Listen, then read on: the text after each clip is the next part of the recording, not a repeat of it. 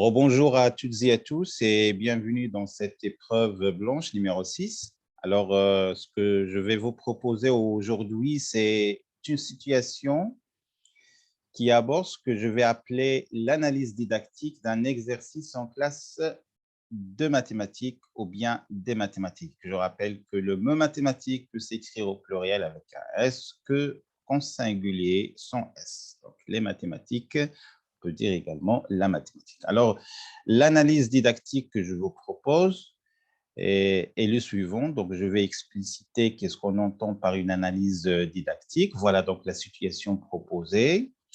Un enseignant a proposé à ses élèves de 3 à pick-off l'exercice suivant. Alors, voilà l'énoncé de l'exercice. Il est composé d'une unique question. Il est proposé également en une seule ligne. Le triangle ABD est-il rectangulaire? Voilà le triangle ABD. Voilà les mesures. Alors, bien évidemment, ce qu'on entend par l'analyse didactique est le suivant. Donc, c'est d'abord l'analyse de l'exercice, en commençant par préciser le niveau scolaire ciblé, les objectifs de l'exercice, les connaissances de l'exercice, les habilités mobilisées par l'exercice ou bien les habilités à mettre en évidence pour la résolution de l'exercice, les probables difficultés auxquelles seront confrontés les élèves face à cet exercice.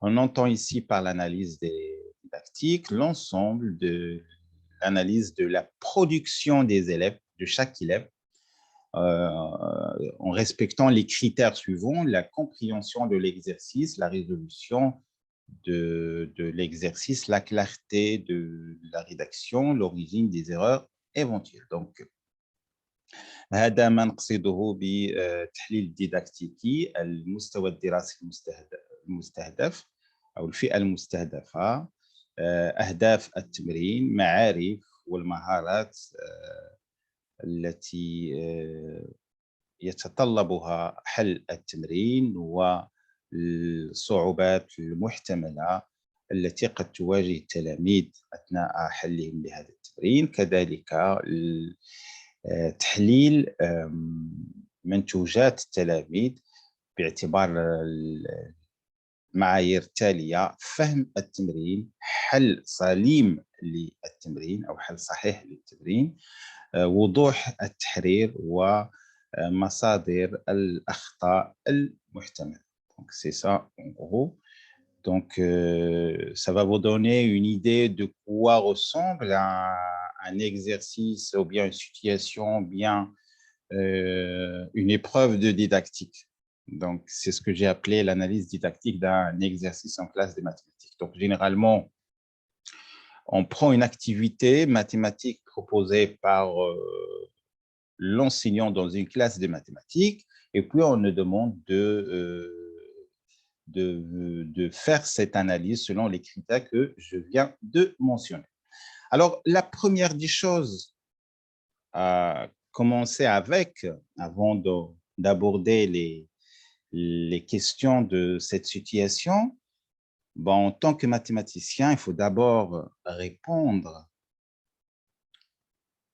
à la situation proposée. C'est-à-dire, il faut bien trouver les solutions.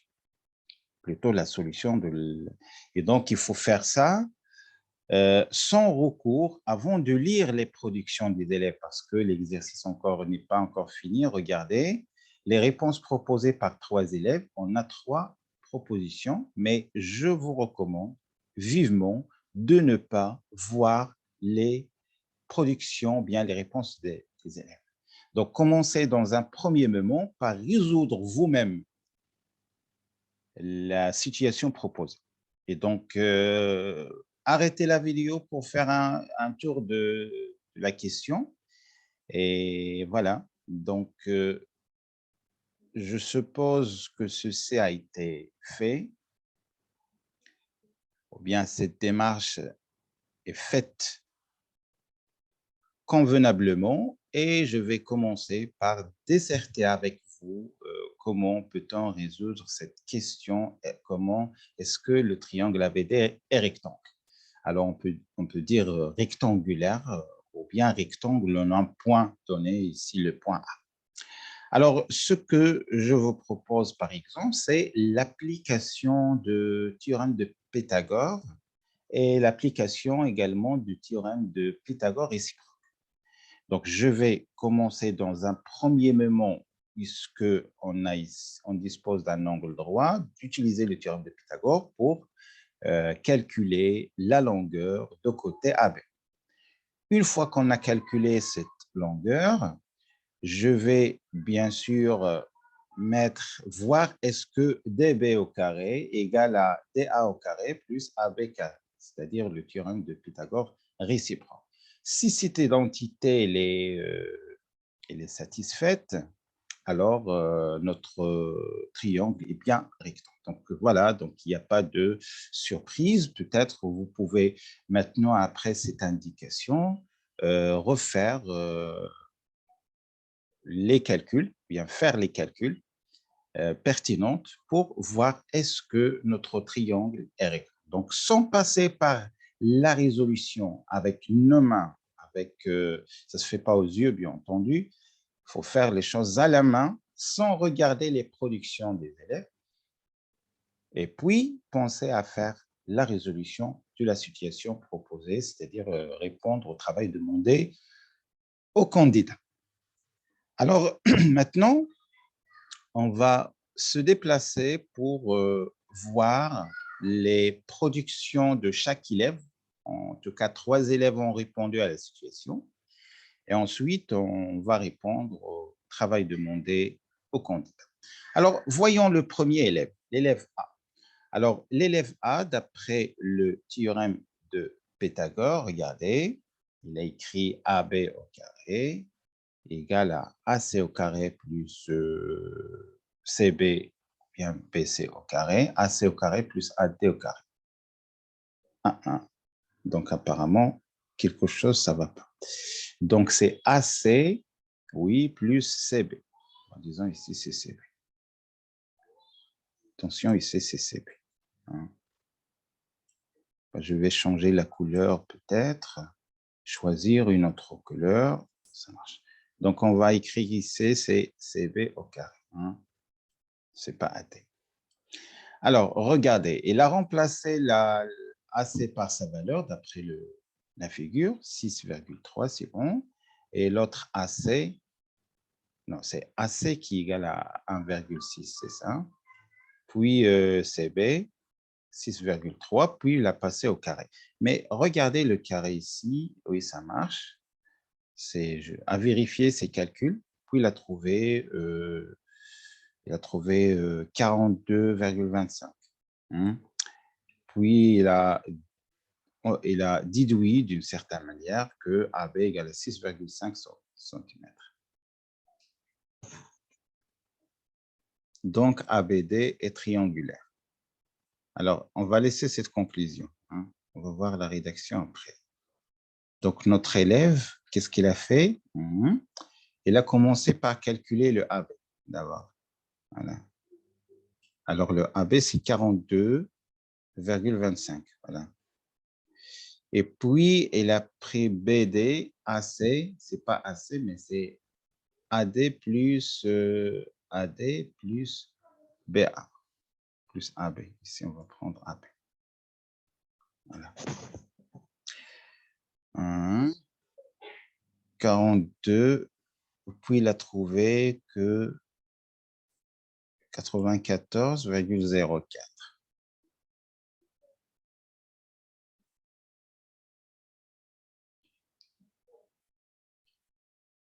En tout cas, je n'arrive pas vraiment à voir les choses comme il faut. Cette rédaction de cet élève, peut-être j'ai mal recopié ceci, mais ce n'est pas grave. Bon, en tout cas, l'analyse, on va voir. Donc, LC, c'est quoi le LC là? On n'a pas un... Ah non, ça pourrait être une autre rédaction. Ben, je vais passer pour voir et peut-être je vais rectifier, prendre le bon extrait. On va voir l'élève B. Alors, pour l'élève B, on applique le théorème de Pythagore. On a AB carré égale à AC carré. Cette fois-ci, ça marche. Notre élève a bien écrit les choses. Et puis, il a remplacé, donc c'est le AB, il a remplacé par, non, le AC, 1,6 au carré plus 1 égale 38,26. AB carré plus AD carré, AB carré plus AD carré. Puis il a trouvé que ces valeurs ne sont pas identiques et puis le ABD n'est pas rectangulaire. Mais je pense que cet élève a fait quelque chose qui n'est pas correct. Je pense, voilà, c'est ça. Regardez comment cet élève, il a pris 6,3 au carré. Il faut bien regarder la production des élèves. Il a écrit que c'est 6 au carré plus 3 au carré. Et bien sûr, ceci, c'est pas correct. Et donc, c'est 36, d'après lui, 0,9. Ce qu'il a fait ici. Bon, en tout cas, je vous laisse lire les choses à votre manière. Ce serait plus pratique. Pour moi, j'ai fait d'ailleurs mon analyse et je vais le partager avec vous correctement. Donc, je pense que c'est l'erreur pour cet élève. C'est enlever au carré un nombre décimal et puis il a trouvé une conclusion. On va voir l'élève C. Alors, pour l'élève C, il a commencé par le triangle ABC, donc AB carré égale à AC carré plus BC carré. Je pense, oui, voilà, c'est ça. Puis il a remplacé, il a trouvé 42,25. Et d'autre part, il a passé au triangle ABD, donc AB au carré égale à AD carré plus BD au carré. Alors, attention, ce n'est pas l'hypoténuse.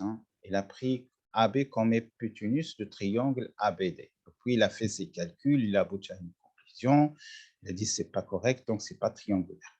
Alors, pour le moment, on peut dire que l'élève C a mal choisi, a mal appliqué le théorème de Pythagore réciproque en apprenant il a pris une mauvaise longueur d'hypoténuse. Alors, l'hypoténuse, c'est bien BD, non pas AB.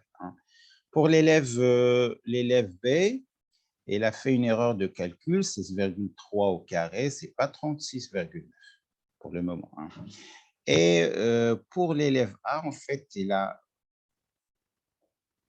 pour l'élève A, bon, on va supprimer ces deux dernières lignes.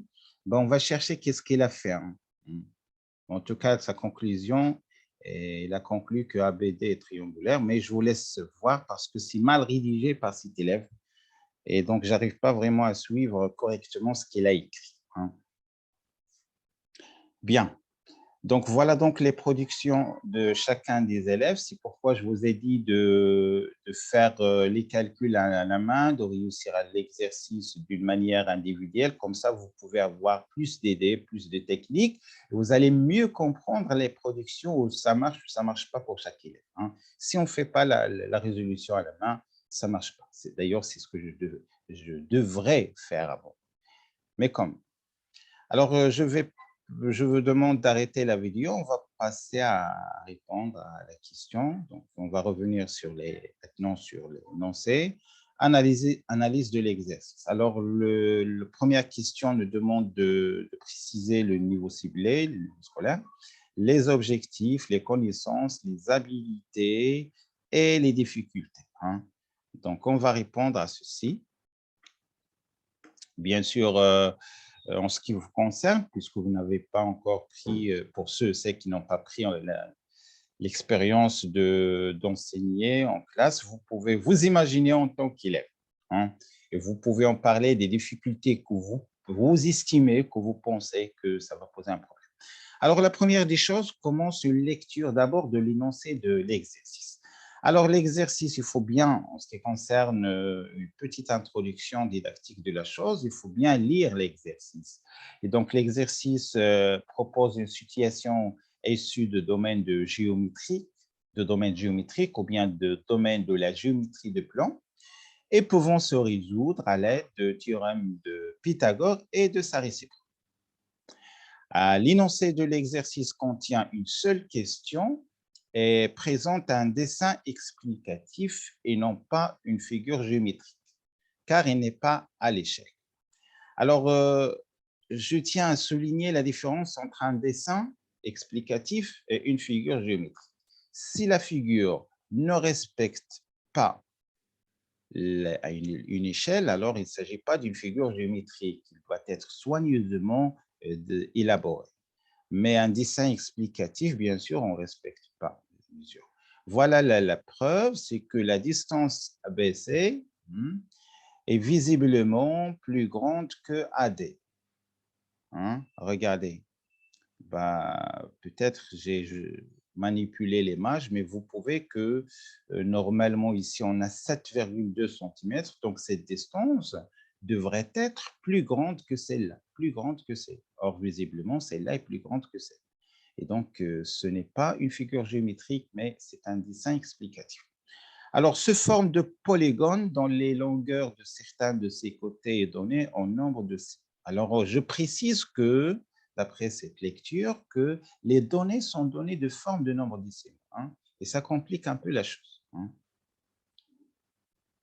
Alors, ce choix de type de nombre laisse penser que l'enseignant voudrait installer l'exercice dans un cadre algébrique.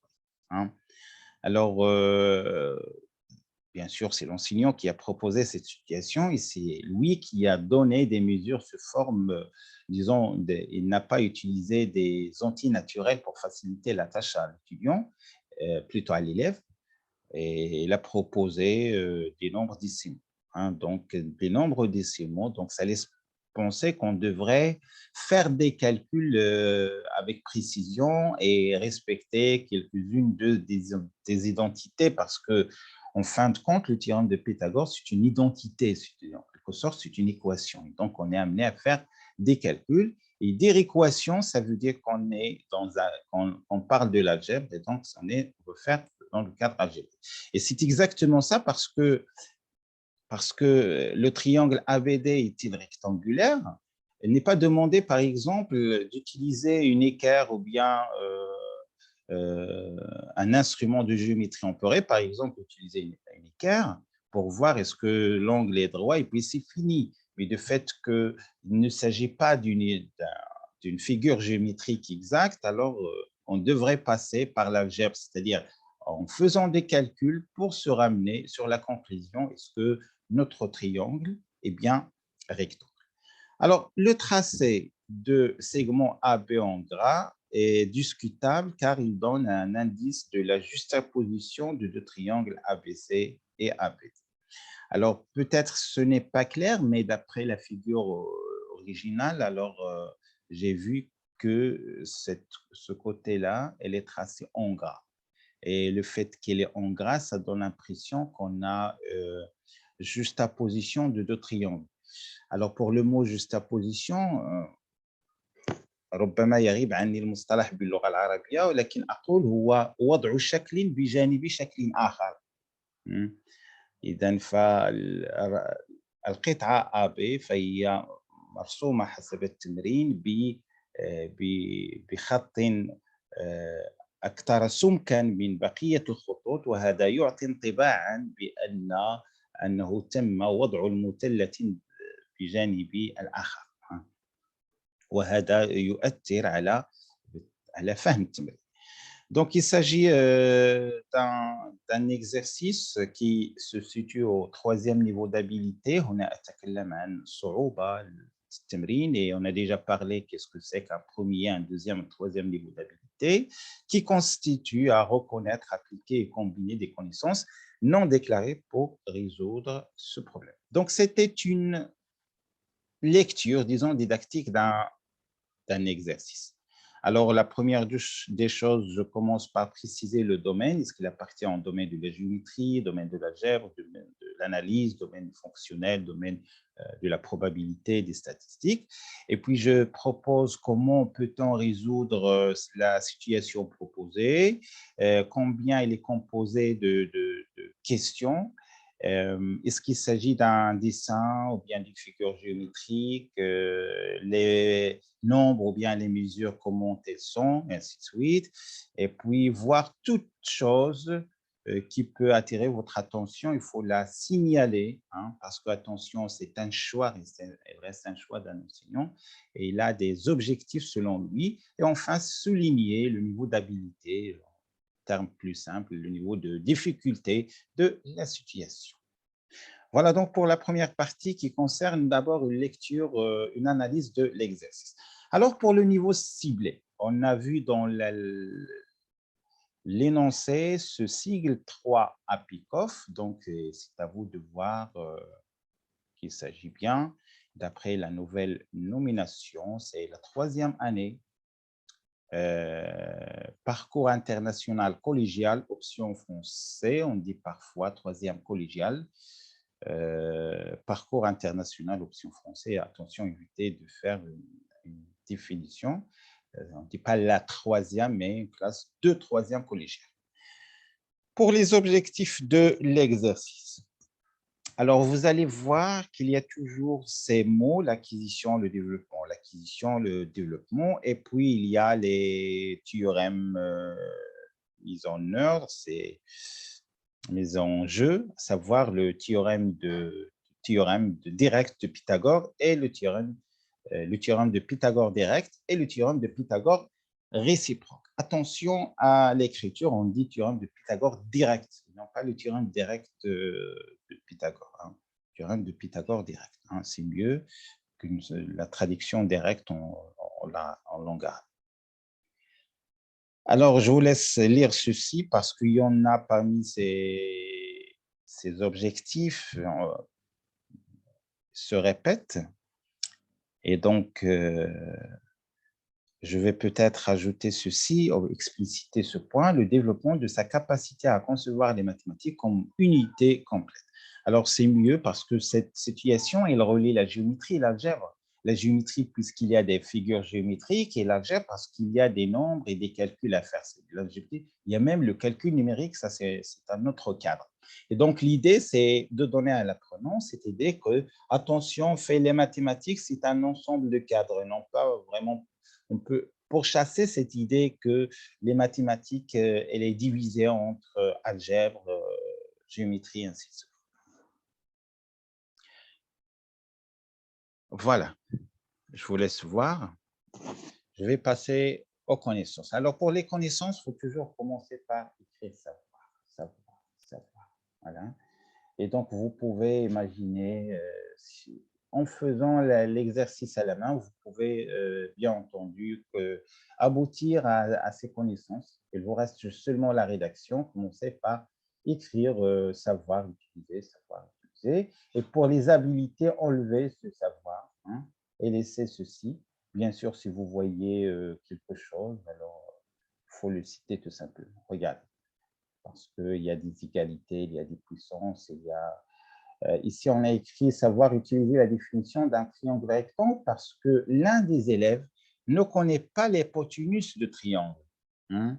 Et donc, l'hypoténuse ou l'hypoténuse, parfois, c'est le côté qui a la plus grande longueur et d'après un élève. Donc, en faisant une petite lecture des productions des élèves, ça va nous donner des idées pour bien tracer les connaissances et les habiletés.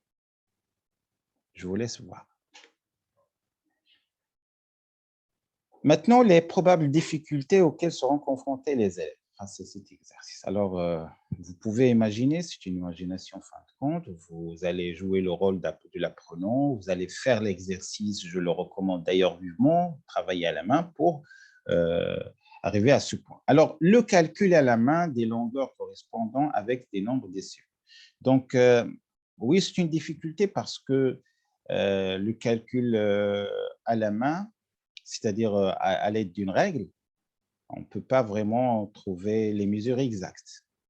On ne peut pas également même reproduire le schéma ou bien la figure dans son cahier, hein, parce que 7,2, ça va poser un problème. 9,7, comment on va tracer? Ça va prendre un peu de temps. Ce n'est pas difficile. C'est difficile. Difficulté de reproduire la figure géométrique à la règle avec précision, parce qu'on a fait, parce que les longueurs de côté sont présentées en nombres décimaux. Le calcul avec les nombres décimaux, c'est aussi gênant, hein, le calcul numérique, calcul numérique. La représentation mentale, on a parlé de la représentation mentale,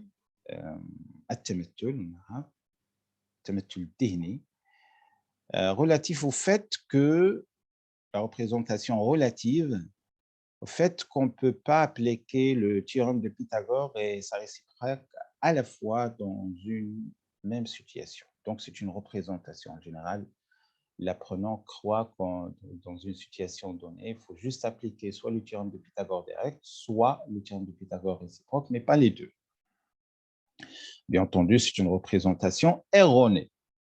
Comparaison de nombres décimaux et puis l'inférence inductive ou déductive pour conclure sur la nature. Donc ici, c'est la complexité, disons, de raisonnement. On commence d'abord par appliquer le théorème de Pythagore direct pour trouver la longueur du segment AP, et puis le théorème de... On ne peut pas passer à appliquer le théorème de Pythagore réciproque sans passer par cette première étape. Et donc, il y a, disons, un raisonnement emboîté. On commence d'abord, puis un deuxième. C'est ce que j'entends par l'inférence inductive ou déductive. Maintenant, on va passer à la question qui aborde l'analyse des productions. On dit production, mais toujours on le donne, pardon, cet aspect de production parce qu'ils ont fait au moins un effort mental. Effort mental. Et bien sûr, ceci va dans le respect de cette production, le respect de l'élève. Alors, je vous propose un tableau. La compréhension, oui, l'élève sait bien ce qu'il fait. Et, je signale que ces deux lignes ne font pas partie de la production de l'élève A. Alors, la réalisation de l'exercice, c'est la résolution, il est correcte. Vous devez voir, parce que je n'ai pas fait vraiment la solution, mais la clarté de la résolution, non, parce que je n'ai pas arrivé vraiment à trouver, je vais expliquer. Notre élève a juste écrit d'après le théorème de Pythagore, et puis il a présenté une série d'égalités, puis il a passé aux conclusions. Bon, ce n'est pas clair. Alors, pour l'erreur, il n'y a aucune erreur. C'est bien. Alors, je vais lire avec vous. Alors, cet élève a mené un raisonnement exact et il a réussi l'exercice. Donc, en tout cas, c'est le seul qui a fait l'exercice. Mais ses calculs sont corrects et sa conclusion est exacte. Il sait appliquer le théorème de Pythagore et sa réciproque. En revanche, sa rédaction n'est pas soigneusement écrite. Il convient de pointer les trois imprécisions suivantes. Citer le nom de triangle dans lequel il applique le théorème. Donc, il devrait écrire d'après le théorème de Pythagore appliqué au triangle tel. D'autre part, référer là où il a appliqué la conclusion du théorème de réciproque. Il devrait signaler en appliquant le théorème de réciproque, le théorème de Pythagore réciproque, blabla, et ainsi de suite. Et enfin, signaler le point où le triangle est rectangle. Dire un triangle qui est rectangle, il faut préciser rectangle en quel point. Ici, il y a aussi un problème, triangulaire. Non, ce n'est pas triangulaire, mais c'est rectangulaire. C'est rectangulaire. Triangulaire mutellati. Pour l'élève B. Alors, pour l'élève B, la compréhension, ça marche. La résolution, attention, elle est incorrecte. La clarté également non claire. Alors, les erreurs de cet élève. Élever au carré un nombre décimal. Oui, c'est ce qu'on a vu parce que 6,3 d'après Louis au carré, il a pris la partie entière, c'est-à-dire 6, 36, et puis la partie décimale, 3, il a mis le 9. Donc, oui, c'est une erreur. Et donc, cette erreur est liée aux opérations intellectuelles impliquées. D'après la typologie d'Astolfi, rappelez-vous que j'ai précisé une typologie des erreurs. L'origine des erreurs, d'après Astolfi, qui est un didacticien des mathématiques français et qui a proposé 8 types d'origine d'erreur. Et donc, dont l'une est liée aux opérations intellectuelles impliquées. Alors, l'élève 2 connaît le théorème de Pythagore et sa réciproque et sait les appliquer correctement et sait s'engager dans une démarche correcte. Toutefois, il ne maîtrise pas le calcul numérique sur les décimales. Il commet l'erreur que le carré d'un nombre décimal égale au carré de sa partie entière et le carré de sa partie décimale. Alors, jusqu'à ce point, parfois, l'exercice me propose de proposer une remédiation. Comment aider cet élève? Alors, pour aider cet élève, on propose de sélectionner diverses activités. Par exemple, on lui demande de réaliser le calcul suivant. Regardez, je vais lui donner 1,5. Alors, 1,5, regardez, c'est 3 sur 2 également. 3 sur 2, c'est 9 sur 4, et ainsi de suite, je vous laisse voir. Donc, regardez, il va vous trouver que 1,5, d'après lui, c'est 1,25. Or, en fait, c'est 2,25, ce n'est pas la même chose. Hein. L'usage de calculatrice pourrait aider, mais c'est mieux de travailler. Je vous laisse lire soigneusement à tête reposée cet exemple et bien sûr cette analyse. Et je vais passer au troisième, analyse de la production de l'élève 7. Alors, pour notre ami l'élève 3, c'est oui pour la compréhension, la résolution incorrecte, la clarté non. Alors, pour l'erreur éventuelle, application erronée du théorème de Pythagore. Cette erreur, d'après la typologie d'Astolfi, est causée par la complexité propre de contenu du fait qu'il s'agit d'un raisonnement mathématique emboîté. Alors, le raisonnement mathématique emboîté, c'est-à-dire on devrait, dans un premier moment, appliquer le théorème de Pythagore direct, puis dans un deuxième moment, appliquer le théorème de Pythagore réciproque. Alors, l'élève 3, et je pense que cet élève même ne connaît pas l'hypoténuse d'un triangle. Connaît le théorème de Pythagore et sait l'appliquer correctement, mais il ne sait pas appliquer sa réciproque. Il commet l'erreur de prendre AB comme le plus grand côté de triangle ABD au lieu de BD. Pour remédier à cette erreur, alors voilà, l'analyse s'arrête ici.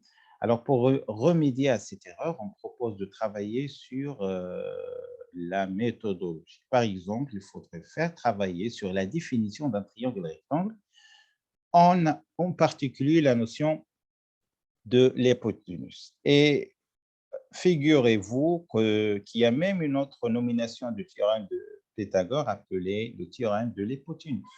Théorème de l'hypoténuse. Voilà donc, j'espère, je vous souhaite bonne chance dans vos examens et j'espère que j'ai donné l'essentiel. Donc, ce n'est pas nécessaire de chercher autrement. Vous avez fait le tour de l'essentiel. Alors, pour les enseignants qui vont préparer les examens de professorat de l'enseignement secondaire, ils peuvent bien relier ceci avec leur pratique de classe. Et pour les nouveaux ou bien les futurs enseignants, ils peuvent trouver ici vraiment l'essentiel. Merci de votre attention et très bonne chance dans vos examens.